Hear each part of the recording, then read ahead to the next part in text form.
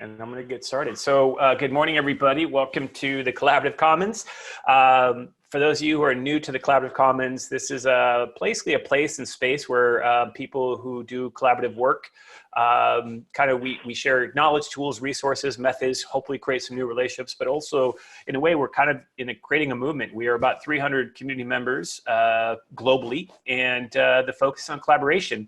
Today's topic is kind of related to collaboration because we're dealing with probably the most important team you need to be working with, which is family. And under the new kind of situation that we're in, a lot of families that I know, a lot of folks that I know who are working from home are finding that they're playing a number of different roles. Professionally, they're, the spouse, their partner, being a parent, the family dynamics are definitely changing. And so a good friend of mine, Damon Korb, I reached out to him earlier in the week, asking him if he would be available because he's been interviewed on several occasions around parenting, working, and sheltering in place. In addition, Damon, you wrote a book last year called Raising an Organized Child. So I'm really stoked that you're able to give us a little bit of your time. And want to give the opportunity for you to introduce yourself and kind of the work that you do, and let's create a conversation. I do want to open it up to participants. If you do have a question or directly to Damon, please raise your hand and I will unmute you so you can ask him directly. Or if you're uncomfortable doing that, you can also just send a chat question that I'll read out to Damon. So Damon, would you mind introducing yourself to the Commons? Sure. Good morning. I am a developmental behavioral pediatrician, and I direct a clinic that specializes in kids who struggle at school. So I work with psychologists and counselors, and I help kids who have learning disabilities and autism and ADHD and anxiety and obsessions and compulsions and all those kind of things. And, everybody, we're all homeschooling our kids now, or they're doing online learning. But for those families whose kids had IEPs and had special needs, it's even more confusing and frustrating because the special education department isn't sure what to do, how to support families right now remotely. So it's a very difficult situation for their families. I'm also the past president of the Society for Developmental Behavioral Pediatrics, so I'm connected on a national level to what we're doing a little bit with healthcare and we're going to have to make that dog move. What we're doing a little bit with healthcare, if you could only see what he's doing below the scenes.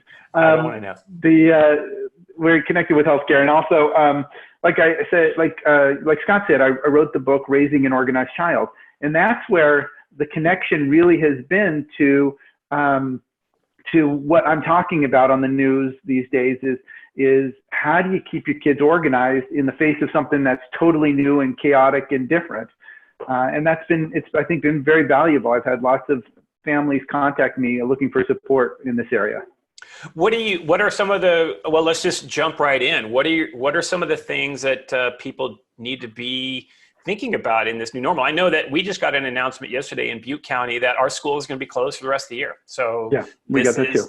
Yeah, so we're going to be home with kids. I mean, fortunately for us, our kids one's off in DC and another one's moved back, which is now we have a roommate, but she's in college and she's taken 23 units. So we're going to see her periodically. But I think for those who have the younger kids, 23 units.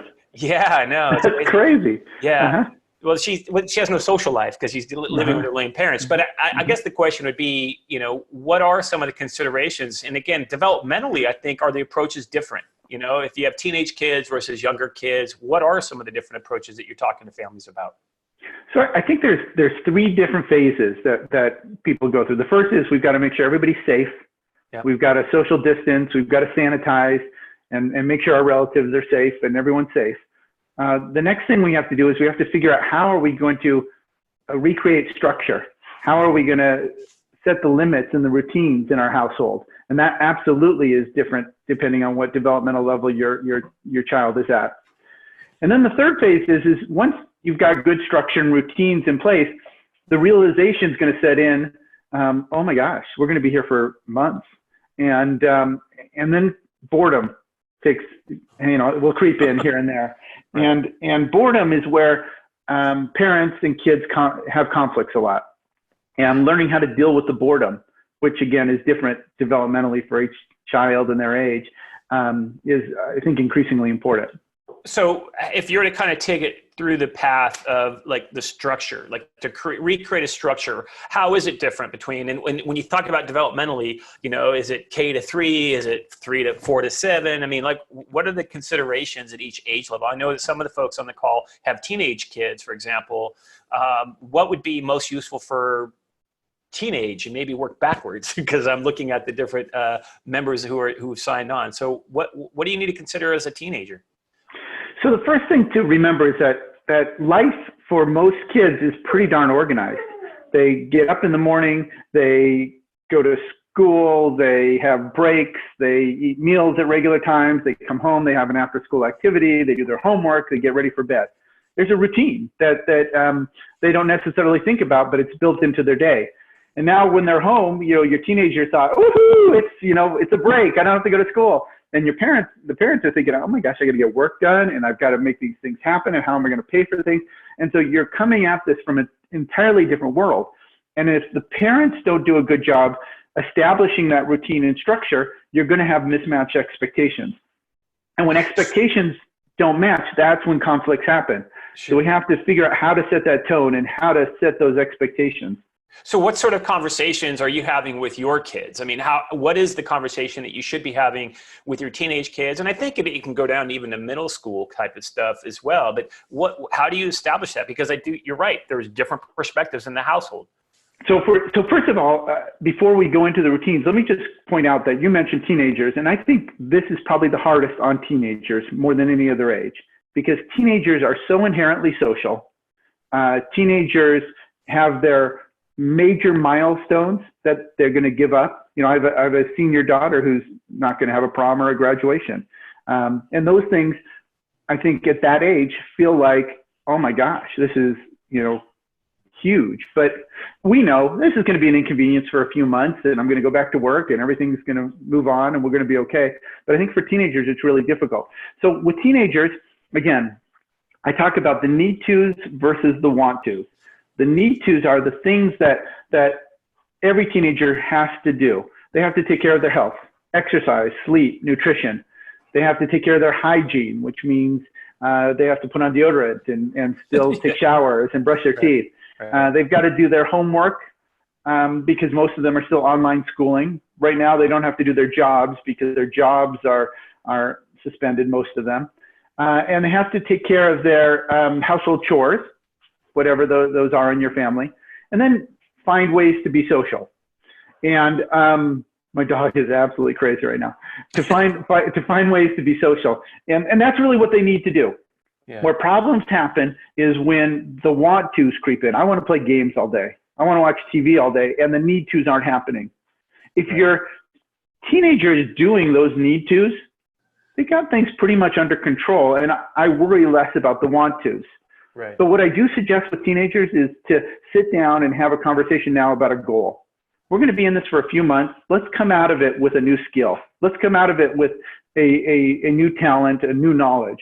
So what goals, and it's their goals, what goals would you like to achieve in these next few months? Do you want to learn to play an instrument? Do you want to learn how to build a computer? What do you want to learn how to plant a garden? What do you want to learn how to do?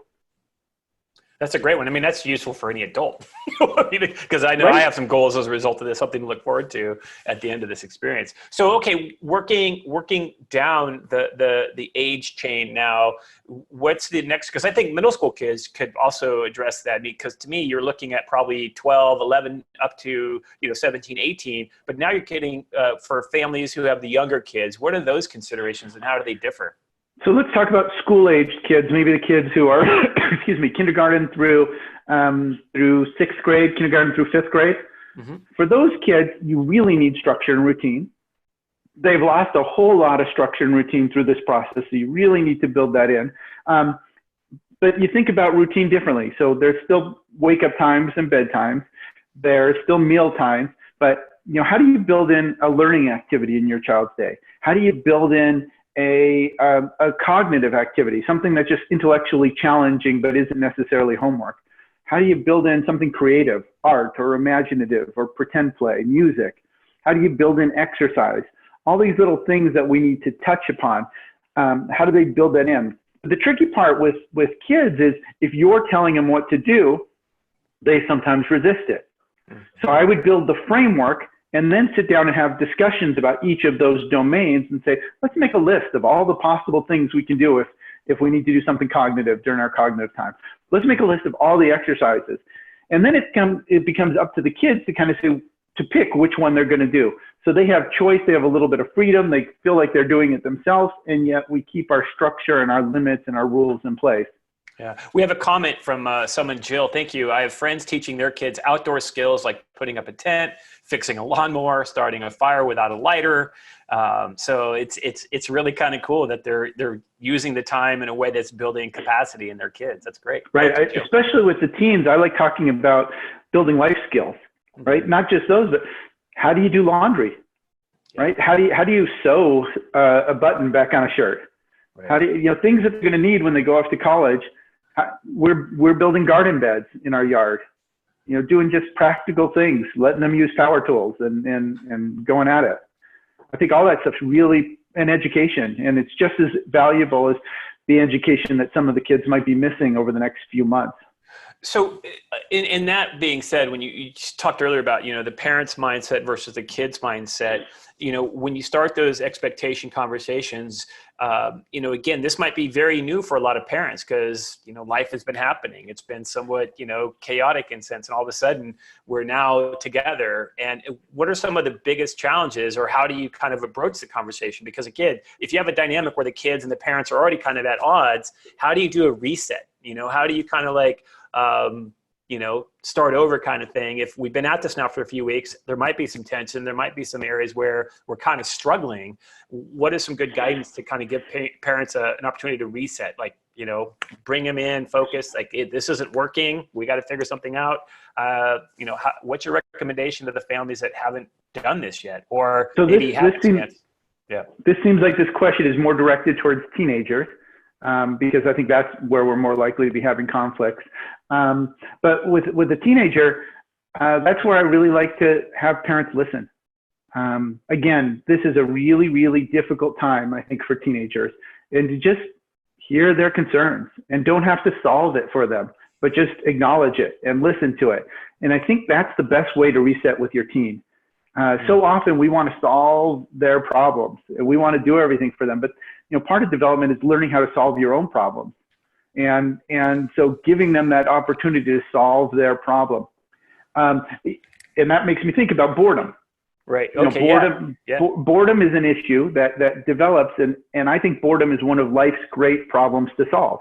And I think these days, kids are not learning how to solve that problem because they get in the car and they pull out their video game, or they have to wait 15 minutes in line for a restaurant and they're playing on the phone. The technology has allowed us to not feel bored. And so parents are constantly trying to protect their kids from boredom. And yet when you're bored, you'd really like kids to be able to sit and think about all the possibilities. What could I make right now? What could I create right now? What can I do right now? And so as parents, I think it's really important to allow your kids some time to be bored. In that schedule, there ought to be plenty of free time. But by having a schedule, that boredom, if they can't figure out what to do, is limited. You've put a wall around it. The next thing happens in an hour and a half. So figure it out. But they don't have to worry about, oh my God, I'm going to be bored all day and I'm going to be bored forever, because there is a schedule in place. So what are you recommending around the use of technology in this time? Because in that assumption, you have that hour and a half block, the kid's going to say, I'm going to play, my video games, but that doesn't sound like that may be an option. It sounds like you're taking that off the table. So what is your suggestion for parents and kids with technology? So a few things. One, need tos before the want tos for the older kid. Right. Number two, I like to follow the American Academy of Pediatric guidelines, which basically say no more than 2 hours of electronics a day for kids that are 5 and older. And kids that are younger than 5 really don't need it unless it's maybe something very educational. And kids less than 2 really shouldn't be on the iPad at all.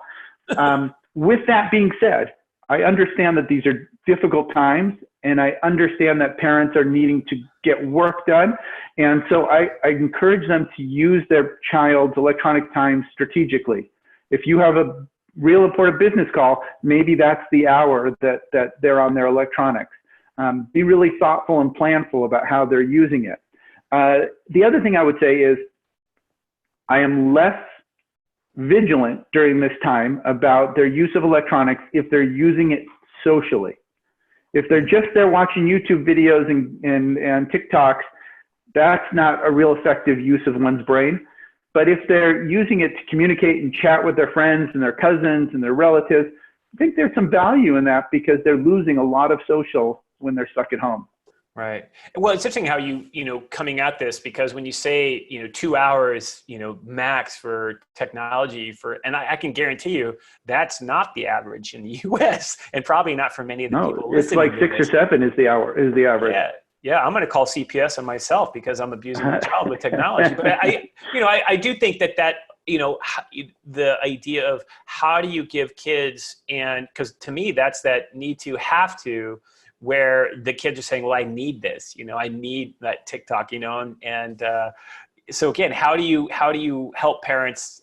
I mean, fortunately for us, our kids have done pretty well and they're off and they're adults now. But I just think growing up, we had those conversations and we did put limits on the usage, but that's not always easy when the boundaries have been stretched for so long because of, we had working parents and we weren't able to monitor as much, but now we're intact. We're constantly seeing each other's at our best and our worst, and that boredom kicks in. So again, how do we kind of create that structure for parents? And it sounds like parents need to have a schedule designed for themselves and family time, because we're noticing in the park how much time kids and parents and families are out, together, even though they should be socially distancing. They're doing a lot of stuff, which has been great to see, but also curious to know, is that the norm, So first of all, I would say you have to be realistic. You're not going to win an argument with your child or convince them that electronics is a bad idea.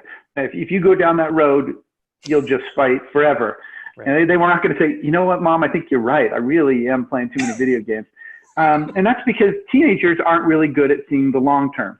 Now, the recommendations on the American Academy of Pediatrics are really based on long-term data that says kids that spend more than 2 hours, they get pregnant at younger ages. They drop out of school more. They have more trouble with drugs. There's all these things associated with more than 2 hours. And really, I'm not convinced it's the electronics that are causing the problem. It's the permissive attitude around electronics that probably is the bigger issue there. So that's where I say, let's come back to the need tos versus the want tos, because that's a reasonable discussion you can have. You can say, listen, I'm not saying electronics are bad or you can't do it. All I'm saying is you got to get the need tos done. And I haven't seen you take a shower in 3 days. And that's gross. Right? That's a discussion you can win. Right.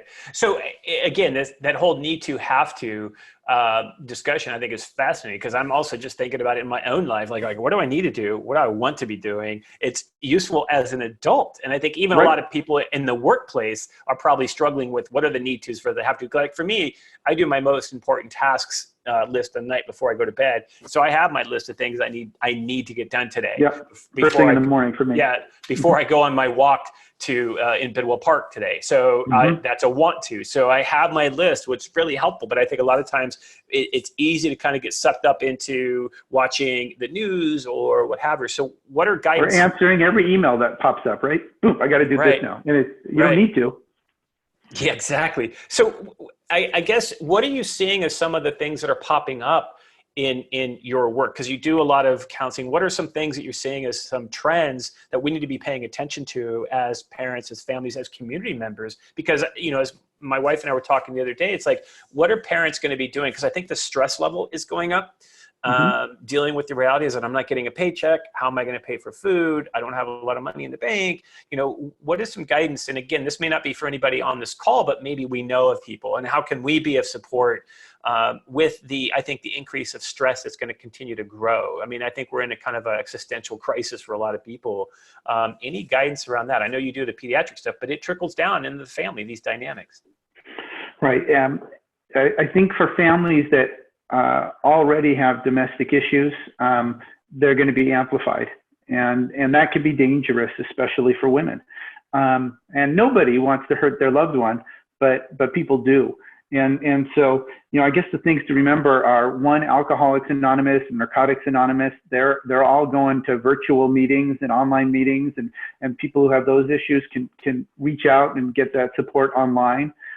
because drinking goes up and drugs go up during times of stress. People who own guns, lock them up, put them in a safe, lock them up so that you don't get in a fight and have an outcome that you're not prepared for. The really big things we need to be aware of, and then reach out for help. There's crisis lines. The YMCA has shelters available for people with domestic problems that are going on. So knowing that there are people out there willing to help, there's crisis lines available if you need it, I think is really important for the worst scenarios. And I think that's an important one, again, for folks who are listening, who have a role in management or in leadership with their teams at work. What are they doing to provide those resources and making them available? Because I do a lot of work in the flow science, and we talk about one of the stages of flow is struggle, and people not knowing how to struggle very effectively. And so, the question is, what are those tools that are going to allow me to struggle and cope more effectively with this new reality that we're in? And from a parenting perspective, again, I'm juggling my relationship with my boss and my work, trying to hold on there, or I've lost my job. I'm now with my partner or spouse, and we got that dynamic. And now I have these things that we brought into the earth and trying to manage this, And so would you say the same advice around the need, want to is relevant for all of us? I would add also, yes, absolutely. And I would add that, I just gave you the worst case scenarios. If we take that a step down, the kind of stress that most of us will probably be experiencing, it's important to practice your self-care. It's important to practice, you go out and take walks like you and your wife are doing. It's important to make sure you get exercise. It's important to take some time for yourself. And it's difficult when you're in a small space. But to take time, whether that's meditation or yoga or whatever you need to do to kind of get your brain right. And then the other thing I do is, especially for anxious parents, is I talk about what are the things that are under their control and what aren't, right? We can't control who's spreading diseases outside beyond our boundaries. But what we can control is that I'm not going to have contact with other people until they say it's safe. And we can control, come here. My dog's starting to get antsy again. What we can control is that how we talk to our children and the routines that we put into place in our household. Those are things that are in our control, and that's where we focus. And if we can focus on being present on those things, we're going to be much more successful reducing stress. Yeah. Well, it's interesting. I interviewed a couple weeks ago on, the 7 pillars of mental wealth. And it was, they're with the Mental Health Workforce Institute out of Australia. And, the thing that is interesting to me, because when you talk about that idea of finding what you can control, one of the triggers we know what causes stress in the body is a sense of helplessness, right? And he goes, well, it's not just helplessness, it's hopelessness. And then I started doing more research, and it's helplessness, hopelessness, and meaninglessness. And so kind of the way I've been kind of processing my days is, what do I have something to look forward to? Giving me some hope, something to look to, right? Helpful. Where can I add? Where can I volunteer? Where can I add value? And how can I find meaning in this situation? And again, the way I'm framing it around family is that we're having deeper connections. We're having great conversations. There's meaning to be found in these situations. And so asking myself these focus questions has been really helpful for me. Let's bring that to a teenager level now, right? Yeah, because we do the same thing. The conversation with kids, they're like, I can't see my girlfriend. This is lame. I'm not going to catch it. I'm not getting sick. What we're trying to say to them is they can be very helpful. They can be, by staying safe, we need all the teenagers to really support this, to really beat this disease. This disease hops from person to person, but if it has nowhere to hop, it degrades and falls apart on its own. And so if we can get you all on board, you don't have to be hopeless. You're helpful in this whole process. Sure. And I like the other thing you said about things to look forward to, because you can do that with your families, whether they're teens or little. Let's have a movie night where we're going to do popcorn. Let's roast marshmallows in the fireplace. One of my patients had a Freaky Friday where everybody in the family came dressed up as another family member. And classic. All these little things you can do, these scavenger hunts that you can plan. Right. Meals that different people are in charge of, things that you can look forward to, I think are really important. Well, this seems to me what you're talking about too is the importance of building in those family rituals. Because I think that's another thing that's kind of gotten lost. I mean, family dinners in a high with both parents working sometimes is a lost ritual, you know? So, you know, are there other examples of rituals that may have been lost that can be brought back? And I mean, it's really a question out to the audience that are listening. And I kind of want to open up to the audience. If you have a question, a specific challenge or a concern, feel free to raise a hand and I'll unmute you and you can ask a question directly of Damon as well, because we have him here and I want to use his brain as much as I can to help us all out. So are there any comments or questions out there? But the comment around rituals, it really seems to me that's an important thing. It goes back to that structure, you know, structure in these rituals. Right. The rituals are, I think you can keep things as normal as possible, especially for your younger kids. I think as they get older, it's a little more tricky and a little more obvious. But having the same routines, the same bedtimes, the same rules, all those things are really important. And when you go away from those rituals and those limits, then the kids say, well, you let me do it last time. Right. How come I can't do it tonight? And then you start getting these arguments and conflicts. So really sticking to your routines is very important. So because you have 2 teenage daughters, they're doing online lessons. I'm not assuming, you have 3 teenage daughters, 14, 17, 19. Yeah, but I'm thinking of 2 older boys. Yeah, but I was thinking of the younger ones that are still in high school, right? That are having, because your 19-year-old, they're an adult in my mind, right? So, and maybe you're looking at your 17 and even your 12. So, but the idea is like what's the typical schedule? Like, are they going to class? They're not online all day long, I'm assuming. They're probably just blocks of time. And then, you know, how have you kind of structured that calendar around those blocks? Because again, each school is probably doing a little bit differently. So, you know, our kids are old enough where they're taking charge of a lot of these things. And we've been doing these routines in our life for the last 24 years since we've had kids, that they're pretty much sticking with their routines. Now, the 2 high schoolers have school. They get up, they're in class at 8 o'clock, the school ends at 3 o'clock. They do have breaks in between, but they usually get themselves something to eat in those breaks. One of my daughters has been dealing with a concussion. And so she's been doing her therapies built in, you know, the visual training and some exercise that they want her doing. And we go for walks.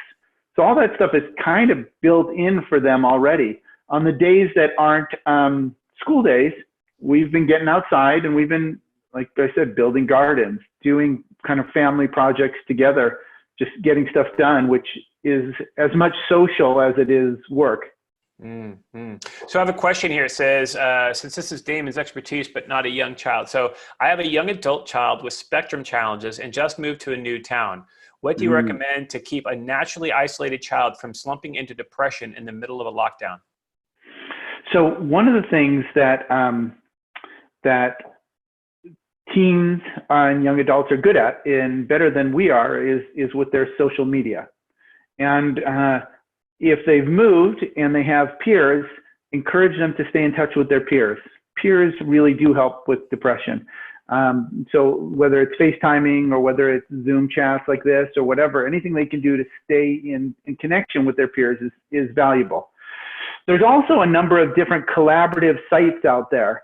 I don't have them off the top of my head, but there's different kinds of writing book projects that you can do together. There's different kinds of camps and different things that are out there that people can do virtually to get connected to other people. There are also sites that are specific to people on the spectrum. There's one, I want to call it, I think it's called the Aspie Brothers or the Aspie Channel, where there's a couple of boys with Asperger's syndrome that they chat and they answer questions, and they've got a podcast now that's pretty good. So anything you can do to just connect with other people is valuable. At the same time, your routines that include exercise. We know exercise is good at battling depression. We make sure they get enough sleep. So keeping sleep routines is valuable when we're battling depression. Eating regular meals, trying to keep those norms in place is important.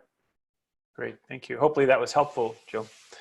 Anyone else have a comment or question? Because I want to not take up too much, because I'm being billed by the hour right now. That would be great. I was going to consider that for next time. Because I think you pretty much hit some of the basics, because even in your book, I mean, I imagine that idea, the need to versus the want to, is a big part of that in terms of raising an organized child.